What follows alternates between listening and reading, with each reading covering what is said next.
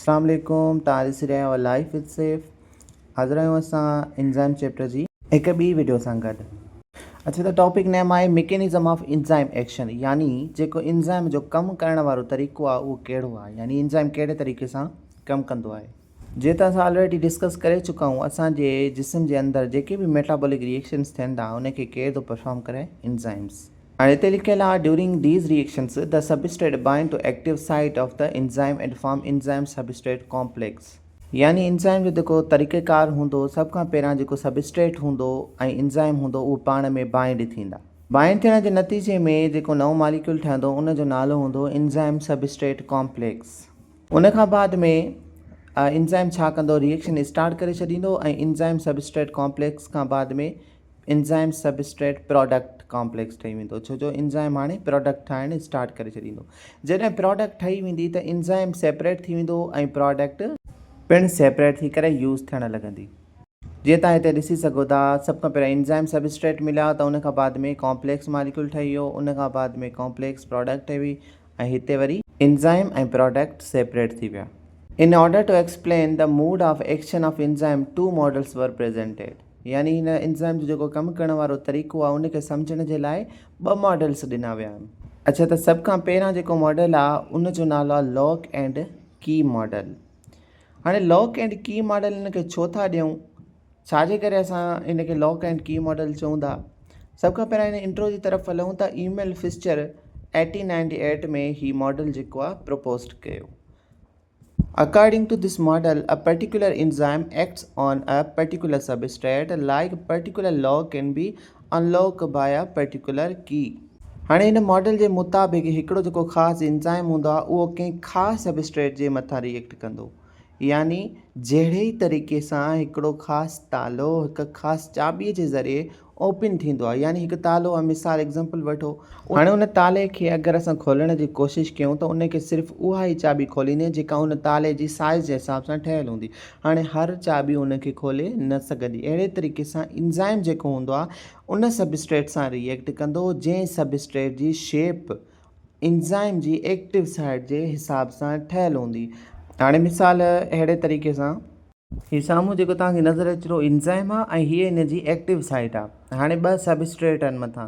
हाणे हीअ जेको एंजाइम आहे उन सबस्ट्रेट सां रिएक्ट कंदो जेको हिन जी एक्टिव साइट जे हिसाब सां हूंदो। मिसाल जेको पहिरियों सबस्ट्रेट आहे उहो हिन जी एक्टिव साइट में फिट थी वेंदो।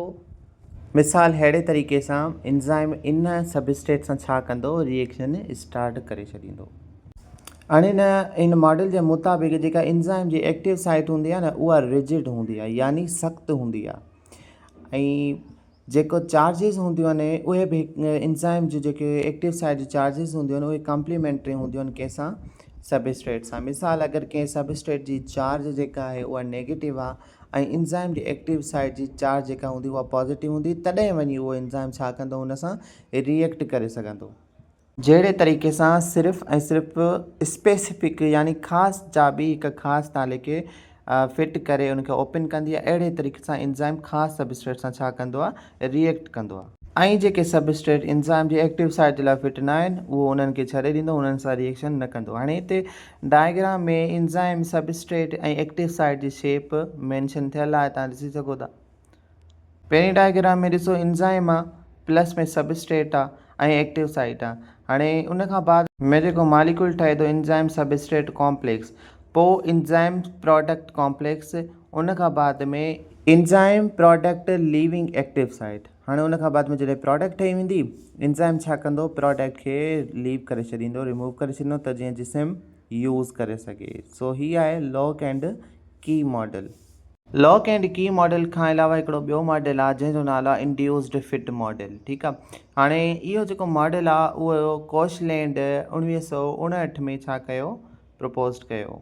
हाणे हिन मॉडल जे हिसाब सां जॾहिं एंजाइम ऐं सबस्ट्रेट पाण में मिलंदा आहिनि त एंजाइम छा कंदो आहे, पंहिंजी एक्टिव साइट स्लाइटली थोरी घणी चेंज कंदो आहे उन सबस्ट्रेट खे पंहिंजे अंदरि फिट आणण जे लाइ।